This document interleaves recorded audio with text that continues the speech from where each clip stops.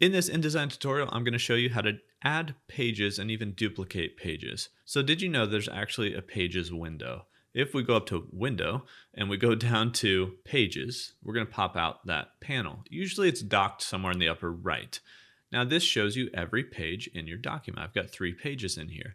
At the bottom of this window is a plus icon that adds pages to your document. Now it's going to add wherever you had selected right after that. So added right here, since we had this first page selected. If we select the last page, we can add just like that beyond that last page. Now, if I wanted to actually duplicate pages, I could highlight the page, hold Option, or if you're on Windows, Alt, and click and drag and duplicate this. I can place it at the end of my document, see the little plus icon, or I could place it anywhere else in my document just by hovering over these little white lines will show up and tell you where it's going to place it. So I could place it right over here and it's going to duplicate the page. You can see I've got a page with some random pictures on it from a different tutorial and it duplicated that just like that. So if you wanted to duplicate, you can easily do that. Now you can select multiple. If you hold Command or Control on Windows, you can click individual pages, select multiple, and then hold that duplicate button, which is Option or then Alt, and click and drag, and it's going to duplicate all of those pages potentially, or it's not going to.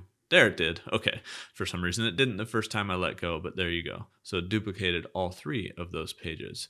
And the last thing that you can do is, of course, right click on this and you can duplicate the spread or move the pages, insert pages, anything like that. Now, in this case, I have single spreads. I have a video on that if you want to go check it out on the channel. But the spread here would just be the page, right? So you could duplicate the page really quickly just by using that button right there. Anyway, that is how you can add pages here in Adobe InDesign.